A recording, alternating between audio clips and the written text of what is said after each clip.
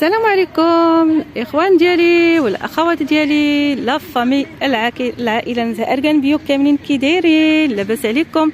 نتمنى ان شاء الله تكونوا بخير وعلى خير يا ربي يوصلكم هذا الفيديو ان شاء الله تكونوا فرحانين بحال دائما.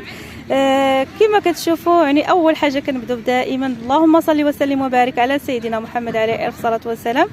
اللهم صل وسلم وبارك على سيدنا محمد عليه الصلاه والسلام. كما كتشاهدوا هنايا الاخوات ديالي العائله لا فامي نزهه اركان بيو. انا جيت نتلاقى مع بعض الاخوات، المهم عندهم هنايا هذا لا كوموند ديالهم. كما كتشوفوا المهم عندهم هنايا الزيت ديال الزنجلان، وعندي هنايا الزيت ديال الكركاع، كاين زيت الكوك، كاين زيت الخزامه، وكاين زيت اركان ديال التجميل. عندهم هنايا الطبريمه، كاين زيت الكوك.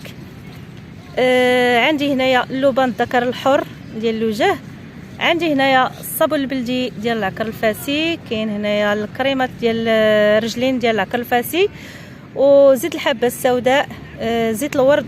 المهم كما كتشاهدوا انا كنتسنى واحد الاخت دابا ان شاء الله، المهم الصراحه هما بعض الاخوات كنتسناهم ان شاء الله باش يجيو ياخذوا لا كوموند ديالهم ان شاء الله بحول الله وقدرته. كنتمنى ان شاء الله الناس اللي باقي ما جربوش المنتوجات ديال نزهه اركان بيو كنتمنىكم ان شاء الله جربوهم، ومرحبا بالجميع ان شاء الله بحول الله وقدرته. وكما كنقول لكم دائما ان شاء الله اللي بغات شي منتوجات رانا دايره اثمنه مناسبه بالنسبه للناس اللي كيثيقوا فينا، حنا معكم ان شاء الله بحول الله وقدرته. فبالنسبه للاثمنه يعني نزهه اركان بيو دايره اثمنه مناسبه جدا.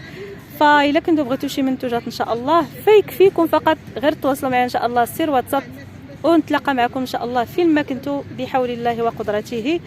وكنتمنى ان شاء الله يا ربي فاش يوصلكم هذا الفيديو ان شاء الله تبارطاجيو، والله يجازيكم بخير. وبالنسبه لهاد الزيوت كما نتوما عارفين يعني راه كنصايبهم في الدار، يعني انا اللي كنصايبهم يعني طبيعيين 100%.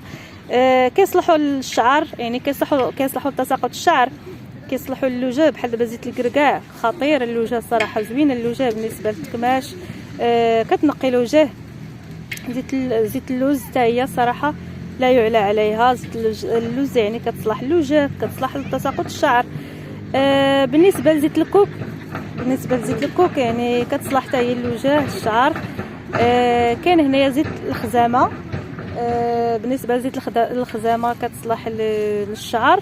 وبالنسبه لهاد الطبريمه راكم يعني عارفين طريقه الاستعمال. يعني بالنسبه للطبريمه كتاخذوا شويه تاع الطبريمه مع شويه ديال الصابون البلدي ديال العكر الفاسي اولا ديال الخيزو اولا ديال الفليو اولا، المهم كيبقى نتوما والاختيار ديالكم.